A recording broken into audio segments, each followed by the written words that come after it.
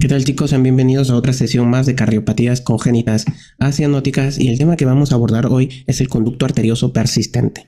Muy bien, entonces vamos a empezar hablando de las generalidades. El ductus arterioso, como tal, a secas, ¿ya? En realidad es un shunt fisiológico en el periodo fetal, necesario para la supervivencia del feto. Sin embargo, si este se mantiene pasadas las 2 semanas, va a tener repercusiones hemodinámicas patológicas. Por lo tanto, es necesario que este conducto se cierre, salvo algunas excepciones con fines terapéuticos. ¿En qué escenarios, Israel, yo no debería cerrar un ductus arterioso? Cuando tengas una cardiopatía cianótica que per se, o sea, por sí sola, es incompatible con la vida, porque se han separado, se han divorciado la circulación mayor de la menor. Ahí necesito conectarlas, ya por medio de un shunt. Y los shunt más utilizados es el mantenimiento del ductus arterioso, como también la creación de una comunicación interauricular. Estos aspectos los valoraremos cuando veamos la transposición de grandes vasos, ¿de acuerdo? Muy bien. Entonces, como les mencioné, el ductus arterioso es un shunt fisiológico que se mantiene gracias a la acción de unas prostaglandinas. Esta es la prostaglandina E1 principalmente. Por eso, uno de los fármacos utilizados para mantener el ductus arterioso permeable es esta prostaglandina. El origen de esta prostaglandina va a ser placentario. Ya es la placenta, chicos, que va a liberarla. Y la principal función que va a tener es estimular vasodilatación, que va a mantener permeable el ductus. Otro estímulo importante es la hipoxia. La sangre que pasa por el ductus en el periodo fetal es baja en concentraciones de oxígeno. Esta hipoxia va a estimular la salida de óxido nítrico para generar vasodilatación, ¿de acuerdo? Muy bien, entonces esos son los fundamentos que mantienen el ductus permeable. Con el nacimiento del feto, ¿ya?, van a suceder cambios. Uno, el paciente entonces, el fetito, se va a desprender de su placenta. Por lo tanto, va a perder esta influencia de prostaglandina E1 que tenía origen placentario. Entonces, perdemos la prostaglandina. Por otro lado, los cambios hemodinámicos que van a profundizar en neonatología, ¿ya?, que acontecen en el momento del nacimiento, consecuencia de la primera respiración, generan cambios en la resistencia vascular pulmonar, ¿ya?, en resumen. Y lo que va a producirse en este punto, chicos, es que la sangre deja de ser hipóxica, ¿ya? Luego hay cambios en la resistencia vascular pulmonar. Lo que va a producir es la vasoconstricción, de acuerdo, del ductus arterioso, que va a generar su cierre. Esta obliteración se va a dar aproximadamente, tenemos un promedio, siempre hay parámetros, de 10 a 15 horas de nacido. Pero no es un cierre definitivo, ¿ya? Vamos entonces a colocarlo. ¿De acuerdo? Entonces va a suceder entre las 10 a las 15 horas de nacido según la literatura de neonatología. Sin embargo, chicos, ya no es un cierre definitivo. Únicamente se está obliterando. Hay una vasoconstricción, ya no hay vasodilatación, entonces se ha obliterado. Esto luego va a fibrosarse. Para que se fibrose por completo, el periodo que va a demorar es aproximadamente 2 a 3 semanas. ¿Ya? Entonces, por ese periodo ya está definitivamente impermeable el ductus arterioso. Eso es lo normal. Ahora, ¿qué sucede en el conducto arterioso persistente? En el conducto arterioso persistente, este shunt, el fisiológico, se mantiene. ¿Y por qué se va a mantener? Porque siguen las influencias de prostaglandina y sobre todo por el contexto del feto prematuro. Por eso, recuerda que el principal factor de riesgo para el ductus arterioso persistente es la prematuridad. Cuando hablamos de un recién nacido prematuro, cuando éste tiene una edad gestacional menor de 37 semanas, ya menor de 37 semanas. Ok, chicos, entonces importante que reconozcan esto. El PSA es una enfermedad del prematuro. En neonatología van a ver otras patologías que son características también del paciente prematuro. ¿Ya? Bien, hablemos entonces de estos factores de riesgo a tener en cuenta. Como te mencioné, que sea pretérmino ya es un factor de riesgo muy importante, de gran peso. Tiene un alto riesgo relativo que sea pretérmino. Es el principal factor de riesgo, ¿ya? Principal factor de riesgo. Y no olvides que definimos un pretérmino, ¿ok?, cuando su edad gestacional es menor de 37 semanas, ¿de acuerdo? Muy bien. También el bajo peso al nacer, ¿ya? Cuando tiene un peso menor de 2.5 kilogramos al nacer, es un factor de riesgo importante también, ¿de acuerdo? Otro, una de las principales infecciones congénitas asociadas al PSA, pregunta de cardiología, medicina 1, es la rubiola congénita. Lo vimos también en el segundo bloque de generalidades de cardiopatías congénitas. Ya, entonces, no te olvides, rubiola congénita, ¿de acuerdo? Es una de las infecciones más asociadas con PSA, ¿ok? Muy bien. Entonces, en el paciente con rubiola congénita, ¿cuál es la cardiopatía congénita más frecuente? El ductus arterioso persistente. Pregunta de examen. Si hablamos de prevalencia en relación al género, es más frecuente en las mujeres, en una relación, chicos, de 2 a 1, ¿ya? Y de las cardiopatías congénitas asianóticas es importante que te lleves que es la que progresa, la que tiene una historia natural más agresiva, ya que es la que llega más rápido, ¿de acuerdo?, a hipertensión arterial pulmonar. Estamos hablando de la complicación del síndrome o fenómeno de Eisenmenger. Entonces, la que más precozmente llega a hipertensión arterial pulmonar, ojo, sin corrección quirúrgica. Ya, sin corrección quirúrgica. Muy bien. Ok, entonces esas son las principales generalidades del ductus arterioso persistente, ¿ya? Por si acaso, ¿cuál es la tetrada de la rubiola congénita? Es la tetrada de Gregg, donde ahí vemos entonces el conducto arterioso persistente. Ahora, para entender un poquito de la fisiopatología del ductus arterioso persistente, vamos a ver entonces en qué consiste dicho cortocircuito. Tenemos acá, mira, a la aorta, y fíjate que es en su porción descendente donde se genera el cortocircuito. Pregunta de examen, ¿ya? Entonces, ¿en qué porción de la aorta se ubica el ductus arterioso persistente? Se ubica en la aorta descendente, está en su vanguardia de cardiología, ¿ya? Muy bien. Ahora, tenemos acá la circulación sistémica, también conocida como la circulación mayor, ¿de acuerdo? Y por acá está la circulación del tronco pulmonar, también conocida como la circulación menor, ¿ya? Como sangre de la circulación mayor o sistémica, la circulación izquierda, ¿ya? Está pasando a la circulación menor, que es la circulación derecha. Estamos frente a un cortocircuito de izquierda a derecha. No cursa con cianosis, por lo tanto, porque es sangre ricamente oxigenada que se está mezclando con sangre pobremente oxigenada, ¿de acuerdo? Muy bien, entonces acá tenemos un shunt de izquierda a derecha. Ya es una cardiopatía, por lo tanto, asianótica. ¿Ya? Ahí hemos hecho un corte, como se observa a nivel de la aorta, ¿de acuerdo? De la aorta descendente, la derivación, el cortocircuito. Como llega entonces al tronco pulmonar y por ahí va a pasar a la circulación pulmonar, generando ¿qué cosa? Congestión de este sistema circulatorio. Muy bien, hay una clasificación angiográfica importante que en realidad hasta ahora no se ha preguntado, pero sí está descrita en los libros de cardiología, ya que es la clasificación de Krinchenko. ¿De acuerdo? La clasificación de Krinchenko, estrictamente como tal, solo tiene 5 variantes. La variante F le hemos agregado, doctores, porque en algunas literaturas la consideran como un anexo, ya, pero como tal Krinchenko solo tiene 5 tipos, A, B, C, D, E. El F es una adición, una propuesta, ya que se quiera integrar a la clasificación de Krinchenko, pero todavía no está aceptada, ¿ya? Muy bien. Entonces, ¿cuál es esta clasificación? Tenemos el grupo A. Ahí encontramos, fíjate, una comunicación, un ductus arterioso persistente de tipo cónico. Ya el cónico se va a caracterizar porque va a estar estrechado en el extremo pulmonar. Observa esta imagen, vamos a aumentar.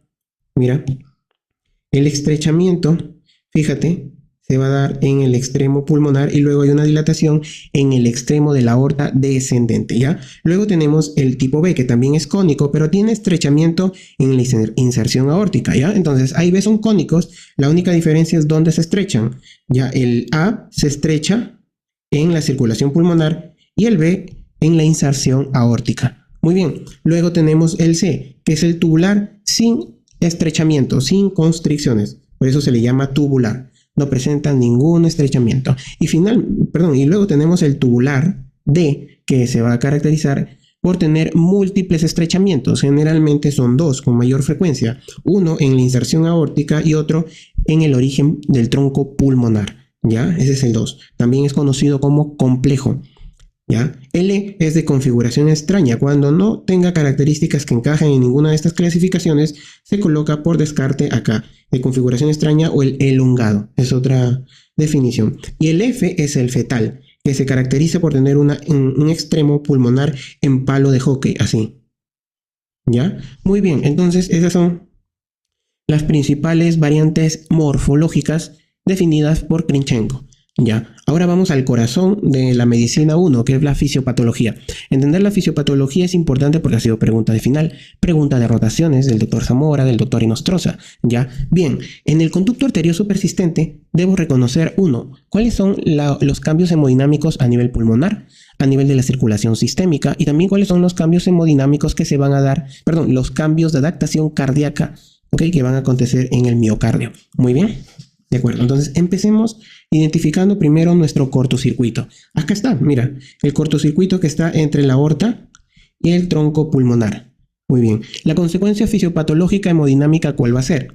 Va a haber una fracción de sangre representada en Harrison como Y, de acuerdo, que se va a derivar de la circulación izquierda a la circulación derecha. Esta fracción, este volumen de sangre, entonces va a ser un plus, ¿ya?, para el flujo pulmonar, y es por eso que estos pacientes cursan con hiperflujo pulmonar. Pregunta de examen de fisiopatología de cardiopatías congénitas. Ya hay un hiperflujo pulmonar. Por otro lado, tenemos acá la circulación izquierda que está perdiendo una fracción de volumen que pertenecía al volumen de eyección, ¿de acuerdo? Y ustedes saben que el volumen de eyección era un determinante de la FEBI. Por eso estos pacientes hacen insuficiencia cardíaca de bajo gasto, porque tienen un flujo que se está derivando. La consecuencia directa va a ser que va a haber una disminución de la perfusión tisular, chicos, que va a afectar con mayor intensidad a los tejidos periféricos. Ya va a afectar con una mayor intensidad a los tejidos periféricos. Miembros inferiores son los descritos por la literatura. ¿Ya? ¿Qué va a hacer el corazón? Se va a adaptar. Entonces, como está eyectando, pero ahí le están robando un poquito de sangre, él tiene que hacerse más fuerte y eyectar un mayor volumen de eyección. ¿Cómo consigue esto? Generando una hipertrofia adaptativa, una hipertrofia ventricular izquierda en este esquema. Muy bien, ya con esta imagen entonces integramos todo. Tenemos acá la derivación de la circulación mayor o izquierda a la circulación derecha o pulmonar o menor. La consecuencia de que llegue este flujo adicional es entonces un hiperflujo, un aumento del flujo sanguíneo pulmonar, lo que va a aumentar la presión hidrostática, que se va a reflejar mediante la presión capilar pulmonar, y esto se va a reflejar a su vez clínicamente con edema, ¿verdad? Edema pulmonar. El edema pulmonar en primera instancia va a ser intersticial y se va a traducir clínicamente con sibilantes. Luego tenemos el edema alveolar, chicos. ¿De acuerdo? Cuando ya todo el intersticio está inundado de líquido, ahora el que va a sufrir es el espacio alveolar y se va a dar entonces un edema alveolar que se traduce clínicamente con un estertor húmedo telinspiratorio. Estamos hablando de los crepitantes, ¿ya? Ahí estamos hablando del crepitante. Entonces el paciente con PCA hace insuficiencia cardíaca congestiva, insuficiencia cardíaca izquierda, eso es cierto. Por otro lado, la clínica de bajo gasto, como disminuye la perfusión, va a traducirse de la siguiente manera. Ahora vamos a ver la clínica del paciente con PCA. Muy bien. Chicos, recuerden algo, ¿ya? Cuando tenemos un ductus pequeño, según algunas literaturas es el que tiene un diámetro menor de 5 milímetros, ¿ya? O otros libros como el Branwell mencionan que es menor de 8 milímetros, ¿de acuerdo? Bien, entonces el paciente va a cursar asintomático. ¿Ok? Ahora, cuando ya tenemos un defecto moderado a extenso, ahí vamos a ver la clínica. ¿Cuál es el pulso arterial característico del paciente con PCA? Es un pulso saltón, ¿ya? Pero también es un pulso Zeller. Ya me olvidé la semiología. Saltón es un pulso Magnus y Zeller es de una subida y bajada rápida. Entonces, este es el pulso, ¿ya?, del paciente con PCA. Israel, ¿por qué se da? Por el estado hiperdinámico del corazón. Está trabajando más por la hipertrofia ventricular para que llegue esa sangre que falta a los tejidos periféricos. ¿Ya? Por eso es Saltón y Zeller. ¿De acuerdo? Ahora, en la auscultación, pregunta de examen, pregunta de NAM, pregunta de residencia. Creo que esto es el dato cardinal, chicos, de un PCA. Vamos a encontrar un soplo que ustedes han visto en semiología y les ha sido incluso pregunta de semio. Un soplo continuo. Israel, ¿qué es un soplo continuo? Es un soplo sisto-diastólico, presente en diástole como en sístole, ¿ya? Y ese soplo continuo tiene el epónimo de soplo continuo en maquinaria de Gibson, ¿ya? En maquinaria de Gibson. Pregunta hasta de pediatría y neonatología, ¿ya? Importante, es el principal dato del PCA, su soplo. Y ¿por qué ese soplo dura tanto para estar en la sístole y en la diástole? Como observamos acá hay una derivación, esta sangre, cuando pasa de la aorta al tronco pulmonar, se demora ya la eyección que se da, chicos, aproximadamente 0.8, 0.9 segundos. ¿Cuánto dura el ciclo cardíaco? 0.8, 0.9. Pues eso está presente durante todo el ciclo cardíaco, ¿ya? Perfecto. Muy bien. Ahora, obviamente hemos visto que estos pacientes tienen signos de insuficiencia cardíaca, y esta insuficiencia cardíaca es una insuficiencia cardíaca congestiva, pero a nivel pulmonar, ¿ya? Insuficiencia cardíaca izquierda. Y el datito nuevo que estamos agregando en esta actualización es, que fue pregunta de final, chicos, es la cianosis diferencial. Si les preguntan cuál es el hallazgo, o perdón, en qué patologías, ya, podemos encontrar cianosis diferencial, solo dos, ya, en el fenómeno de Eisenmenger, que es la complicación de las cardiopatías congénitas acianóticas, ya, y luego tenemos en el ductus arterioso persistente, pero escucha, extenso, no en cualquier PSA, en un PSA extenso. Pero Israel, yo he leído en literatura de neonatología que también puede estar presente en la coartación aórtica. Ten mucho cuidado, ya, porque eso está presente en los pacientes que aún no cierra su ductus. Si bien se observa en coartación aórtica, pero debe también estar asociado a un ductus que todavía no ha cerrado, ¿ya? Importante dato. En el electrocardiograma vamos a ver un crecimiento atrial izquierdo, de acuerdo, con hipertrofia también del ventrículo izquierdo. Muy bien. Y Aureli, ¿por qué se da el crecimiento atrial izquierdo? Porque como hay congestión pulmonar, va a haber entonces una dilatación a nivel de la aurícula izquierda, es la que sufre, ¿ya? Porque ella también le está llegando ese volumen adicional, ¿de acuerdo? Muy bien. Sencillo de entender si sabe la fisiopatología, ¿de acuerdo? Ahora, también puede existir hipertrofia biventricular ya en un contexto crónico, cuando el paciente hace hipertensión arterial pulmonar. Después de eso viene la hipertrofia del ventrículo derecho, y como ya tenía una hipertrofia del ventrículo izquierdo, tenemos así una hipertrofia biventricular. Eso puede ser pregunta del primer segmento de cardiología, ¿no? ¿Dónde encontramos hipertrofia biventricular? Ya en las cardiopatías congénitas, como el PSA, que se complican con Eisenmenger, encontramos este evento. Y el eje se va a encontrar desviado a la izquierda, ¿ya? ¿Debido a qué? Debido a la hipertrofia del ventrículo izquierdo. Muy bien. En la radiografía, ¿qué tipo de patrón vamos a encontrar? Plétora pulmonar, correcto, chicos, plétora, por la congestión, por el hiperflujo. Observaremos también cardiomegalia y un aumento de la trama broncovascular, ¿ya? Bien. Ahora, Israel, ¿dónde puedo yo identificar ese soplito en maquinaria de Gibson? Ya, la ubicación más frecuente, más fiable, un momento, chicos. Bien, la ubicación más fiable es en la región infraclavicular izquierda, ¿ya? Entonces, un foco, entre comillas, es la región infraclavicular izquierda. El soplo en el fonocardiograma va a tener una morfología romboidal o de diamante, y como observamos acá, ruido 1, ruido 2 está presente en ambos tiempos, ¿ya? El soplo característico del PSA. Muy bien. Ahora vamos con el diagnóstico. Tenemos como gol estándar de cardiopatías congénitas la ecocardiografía. Ya es diagnóstica cuando se hace en proyección supraesternal. Me permite valorar sobrecarga del ventrículo izquierdo, el tamaño de la arteria pulmonar, la presión de la arteria pulmonar calculada, sea de manera teórica, y también cambios anatómicos cardíacos. Tiene entonces bastantes utilidades, ¿ya? La cardioresonancia magnética es una prueba más sensible, de menor disponibilidad, pero la podemos indicar cuando se desea cuantificar el cociente de la perfusión pulmonar con la perfusión sistémica. Y así también podemos valorar de esta manera al PSA en 3 grados, pequeño, moderado y extenso. Pequeño, cuando su cociente ya de perfusión pulmonar sobre sistémica es menor a 1.5, es moderado cuando el cociente QPQS va de 1.5 a 2.2, y si es mayor de 2.2 hablamos de un PSA extenso. En ese vamos a encontrar cianosis diferencial. Ese es el que se complica con Eisenmenger, ¿ya? El abordaje terapéutico es sencillo, chicos. Según las recomendaciones de la Sociedad Europea de Cardiología, ya de la ES del 2020 aproximadamente, entonces nos plantea el siguiente algoritmo. Mira, tu primera pregunta es, ¿este paciente tiene sobrecarga del ventrículo izquierdo? Muy bien. Si no tiene sobrecarga del ventrículo izquierdo, no hay una indicación sustentada para cierre. Si hay sobrecarga del ventrículo izquierdo, debo descartar que el paciente tenga asociada hipertensión arterial pulmonar. Recuerda que la mayoría de cierres que vamos a ver, una de sus contraindicaciones es la hipertensión arterial pulmonar, porque cuando tiene hipertensión arterial pulmonar, ¿ya? Y lo cerramos, no mejora en nada la supervivencia del paciente y se asocia a complicaciones, ¿ya? Entonces es un despropósito hacerlo.